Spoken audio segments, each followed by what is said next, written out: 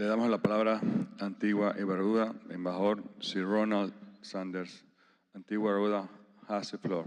Dear Ambassador, Sir Ronald Sanders, go ahead.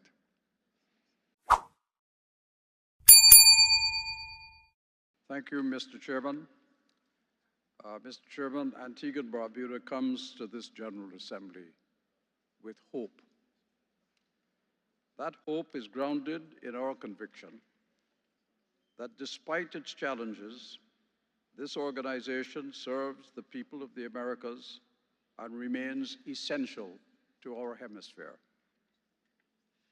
The OAS reflects a commitment made in Bogota in 1948 that the nations of this hemisphere, regardless of size, wealth, or power, would work together in pursuit of peace, democracy, development, and the equal dignity of their peoples. That commitment has not always been honored, but it has never been abandoned. Today, multilateralism is on the strain. Too often, unilateral action is chosen over collective solutions. The OAS is the only institution where almost all independent states of this hemisphere meet regularly for dialogue, cooperation, and collective action. And there is no substitute for it. For this reason, Antigua and Barbuda reaffirms without reservation its commitment to this organization and to the Charter principles that guide it. We will continue to support the OAS in practice by applying its rules consistently, safeguarding its independence, and ensuring that it serves all member states fairly. Mr. President, the independence of the Secretary General and of the International Civil Service that the General Secretariat represents is a fundamental principle of the Charter.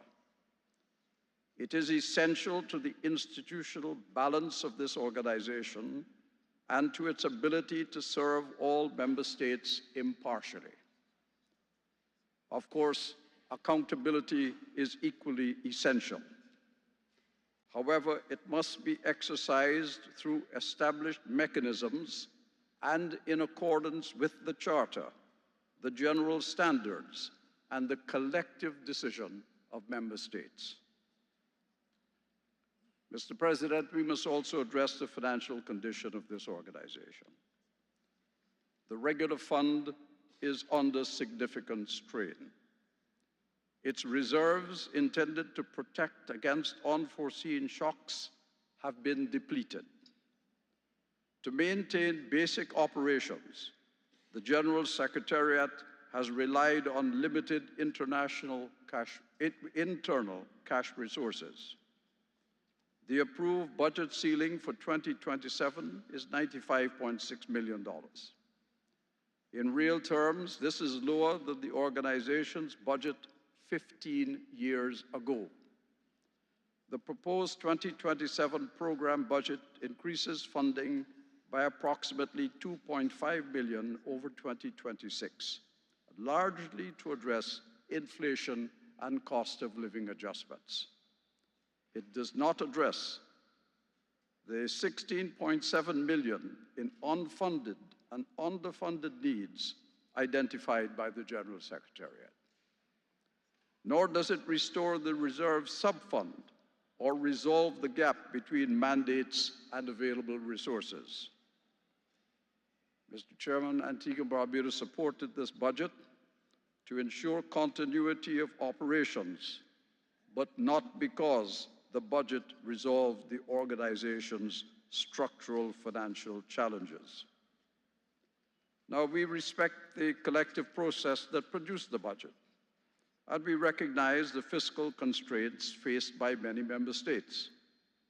Nonetheless, this remains a budget designed to sustain operations, not to fully deliver on agreed mandates. This is not only a technical issue, it is a political one that requires political decisions. Member states that value the OAS must be prepared to sustain it. Chronic underfunding has very real consequences. It affects anti-corruption and security programs, climate resilience initiatives, technical cooperation, human rights mechanisms, and support for countries facing exceptional challenges. Mr. President, Antigua and Barbuda supports continued reform of the organization, including transparency, accountability, and the effective use of resources.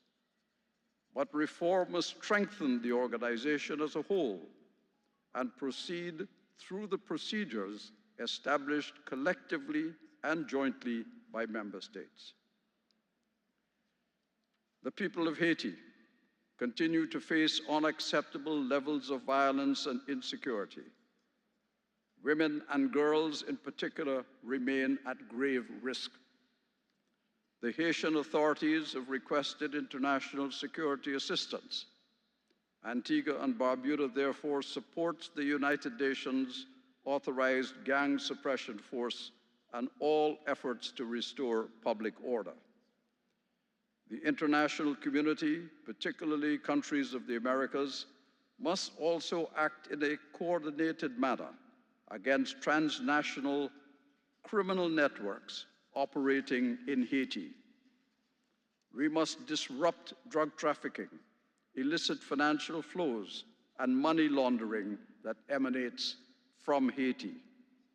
We must identify, sanction, and prosecute those who finance and support gang activity wherever they operate, inside or outside of Haiti. If we do not stop the money flow, we will not stop the gangs.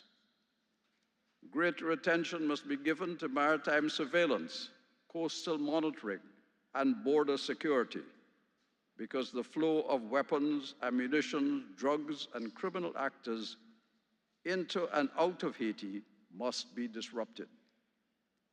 Stronger controls are essential to weaken the gangs, prevent Haiti from being used as a transit point, and to deny criminal networks a critical source of revenue. We must act together to restore security and democratic governance in the interest of Haiti and of the hemisphere as a whole.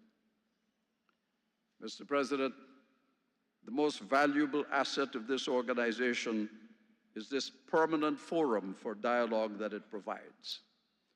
In a diverse hemisphere, a rules-based space where governments engage with mutual respect, even in disagreement, is indispensable.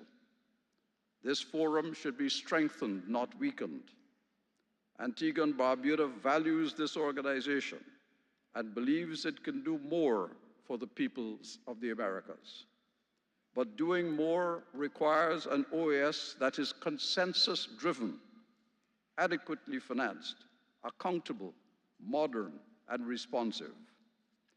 Antigua and Barbuda chooses an OAS that is strong, independent, properly resourced, and representative of all of the peoples of the Americas, whose states choose to be part of this common endeavor.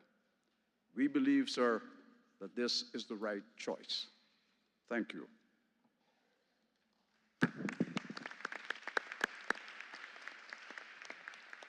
Thank you, Sir Ronald Sanders. Thank you, Antigua and Barbuda.